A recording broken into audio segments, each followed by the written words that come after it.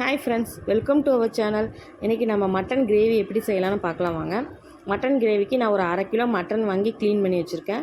இதை நம்ம குக்கரில் சேர்த்துக்கிட்டு இது கூட 1 ஸ்பூன் இஞ்சி பூண்டு பேஸ்ட்டும், ஒரு பிஞ்ச் மஞ்சத்தூளும், கொஞ்சோண்டு சால்ட்டும் சேர்த்து நல்லா கலந்து விட்டுக்கோங்க. இதுக்கு மட்டனுக்கு தேவையான அளவு ஒரு 1/2 டம்ளர் மட்டும் தண்ணி சேர்த்து குக்கர் மூடி விசில் வச்சிடலாம். ஒரு 6 விசில் வந்தோன்னே இறக்கி வச்சுக்கலாம். இதுக்கு நடுவில் கடாயில் ஒரு 50 ml எண்ணெய் சேர்த்து 3 துண்டு பட்டையும் 2 பிரிஞ்சி இலையும் சேர்த்து ஒரு 100 கிராமுக்கு சின்ன வெங்காயத்தை நான் மிக்சியில் 1-2 அடித்து வச்சுருக்கேன். அதை ஆட் பண்ணிக்கலாம். அப்போ தான் கிரேவி நல்லா வரும். இது கூடயே ஒரே ஒரு தக்காளி பழம் பொடி பொடியாக கட் பண்ணி ஆட் பண்ணிக்கோங்க. நல்லா வதங்கினதுக்கப்புறம் 1 ஸ்பூன் மட்டன் மசால் தூளும் 1/4 ஸ்பூன் கறி மசால் தூளை ஆட் பண்ணி நல்லா கலந்து விட்டுக்கோங்க.